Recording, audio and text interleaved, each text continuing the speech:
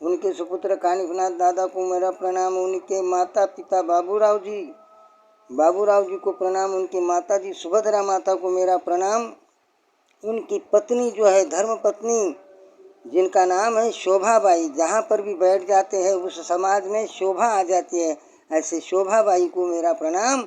और कानिफनाथ दादा उनके सुपुत्र उनके चिरंजू जिनके दर्शन मुझे गणपति फाटा हसनाबाद गणपति फाटा पे कानिफनाथ दादा के दर्शन हुए।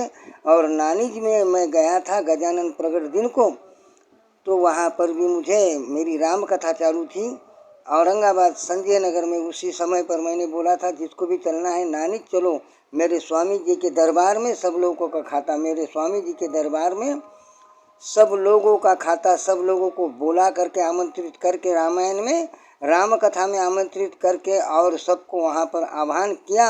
और सब चलो। हर साल मुझे 10 साल करीबन मुझे 3,000 कभी 2,500 4,000 3,000 के नीचे मिलता था, 4,000 से कम मिलता था।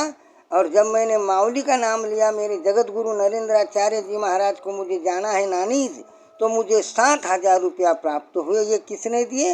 ये मेरे माउली ने दिए। जगत गुरु नरेंद्राचार्य जी महाराज ने मुझे मेरे परिवार में बिठाया। मैं भटक रहा था गुजरात कर्नाटक हर देश में गया, मैं 30 साल भटका, कर्नाटक हर प्रांत में हर देश में गया। मैं रामलीला का मालिक बना, 5 साल मुझे मालिक बनाया मेरे राम जी ने, मेरे स्वामी जी ने।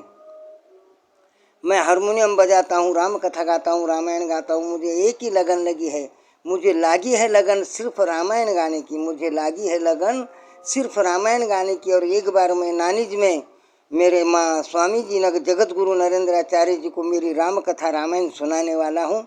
और एक बार मैं फिर दत्त जयंती के अवसर पर सुमिर गव्हान में जहाँ दत्त मंदिर है, जहाँ पर के 3 मूर्ति ब्रह्मा विष्णु महेश मैं जिनको मानता हूँ, शिरडी वाले साईं बाबा, संत शिरोमणि गजानन बाबा और श्री स्वामी समर्थ, ये तीनों दत्त मंदिर पे बैठे हुए थे सुमिर गव्हान में। और तीनों ने विचार किया कि अपने को कुछ न कुछ चमत्कार कलयुग में बताना है। तो मेरे श्री स्वामी समर्थ ने आदेश किया और मेरे संत शिरोमणि गजानन बाबा और शिरडी वाले बाबा तीनों मिल करके संत शिरोमणि गजानन बाबा को सेगांव गए हैं। सेगांव में जिन्होंने अपना डेरा बसाया और खूब अपने अपने चरित्र अपनी लीला बताए और लोगों को इतनी लीला बताए, न जाने लोगों का क्या क्या सुना होगा, न जाने लोगों ने क्या क्या कहा होगा। उन सब का सुनने के बाद में भास्कर पटेल के यहाँ पानी मांगने के लिए गए कि मुझे प्यास लगी है बाबा, मुझे पानी दो पीने के लिए। तो वो भास्कर पटेल उल्टी सीधी बातें करने लगा, अरे नागड्या, अरे उघड्या, कशाला आला इकडे, कशाचं पाणी आहे, चल निघ इथून। ऐसे इस प्रकार से मेरे स्वामी जी को, मेरे बाबा जी को, मेरे गजानन बाबा को कहते रहे। मेरे बाबा की आगाध लीला हुई, बोले हमको पानी नहीं पीने के लिए और नागड़ा उगड़ा आया है, बोले यहाँ पानी मांगने के लिए, चल निकल बोले यहाँ से। ऐसे मेरे गजानन बाबा को बोलने वाला भास्कर पटेल, वो भास्कर पटेल को ऐसा चमत्कार बताया जहाँ पानी नहीं था, वहाँ पर जब पानी आया तो एक बावड़ी भर गई। ये देन है मेरे गजानन बाबा की, संत शिरोमणि बाबा मेरे गजानन बाबा के दरबार में सब लोगों का खाता। और मेरे आवटी बाबा जो है, ये मेरे आवटी बाबा को गजानन बाबा प्रसन्न है। गोले गांव के आवटी बाबा, उनका परिवार, उनके परिवार, उनके 2 चिरंजू, उनकी धर्म पत्नी, उन माता जी को मेरा प्रणाम। आवटी बाबा दिनकर बाबा के पूर्वजों को, मेरा माता पिता को मेरा प्रणाम, उनके परिवार को मेरा प्रणाम, उस भूमि को मेरा प्रणाम जहाँ पर इतना भव्य दिव्य गोलेगांव में मेरे आवटी बाबा ने जो मंदिर वहाँ पर स्थापित किया है। और ये प्रेरणा दी है गजानन बाबा संत शिरोमणि बाबा ने। और दर गुरुवार के दिन वहाँ पर संत समागम होता है, बड़े लोग आते हैं, यात्री करो आते हैं, कुछ समस्या लेकर के आते हैं, कुछ झोली खाली लेकर के आते हैं, झोली भर के जाते हैं मेरे आवटी बाबा के पास में। गोलेगांव निवासी मेरे दिनकर बाबा आवटी बाबा के पास में खाली रक्षा और धागा मिलता है। रक्षा जहाँ जहाँ अपनी बीमारी है वहाँ पर 10 बार रक्षा लगाना पड़ती है, ऊपर से नीचे तक उतारना पड़ता है 10 बार, दिन में से 4 5 बार 7 बार दिन भर में तुम करते रहो इस तरह से।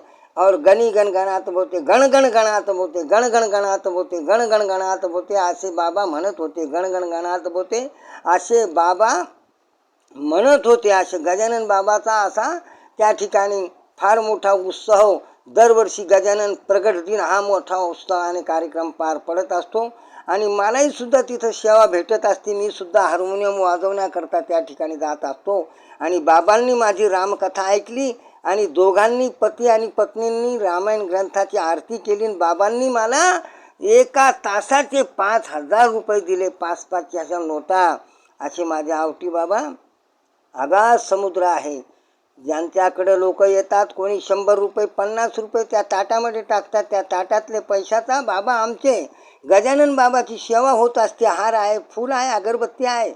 त्या ठिकाणी प्रसादाची व्यवस्था आहे दरवर्षी. आणि दर गुरुवारी मोठा हा संख्येने भंडारा होतो.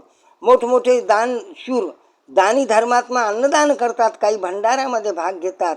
नाही जर कोणी दिलं तर माझे बाबा स्वतः आपल्या घरून सुद्धा रविवारी आणि गुरुवारी सुद्धा आपल्या घरातून ते अन्नदान करतात. त्या ठिकाणी लोक अन्नदान जेवण करून तृप्त होतात. आणि काय फक्त धागा, ज्या हातामध्ये दोरा बांधला जातो, ज्यांनी जर मनभावनापासून तो दोरा बांधला त्या बाबाच्या हाताचा, आवटी बाबाच्या हाताचा, तर एक प्रसंग असा झाला मागचा, आता 4-5-6 महिन्यापूर्वीची गोष्ट आहे की ॲक्सिडेंट, फार मोठा भयानक ॲक्सिडेंट झाला. परंतु ज्यांच्या हातामध्ये दोरा बांधलेला होता आवटी बाबाचा, त्या लोकांना धक्कासुद्धा लागला नाही. असे माझे गजानन बाबाचे भक्त आहे आवटी बाबा. त्यांना माझा साष्टांग दंडवत असो. दर गुरुवारी मी सुद्धा त्या ठिकाणी जात असतो. विनामूल्य निष्काम सेवा चालू आहे. निस्वार्थपणाने सेवा चालू आहे. लोक कॅन्सर असो, TB असो, दवाखान्यामध्ये पुष्कळचे पैसे भरतात.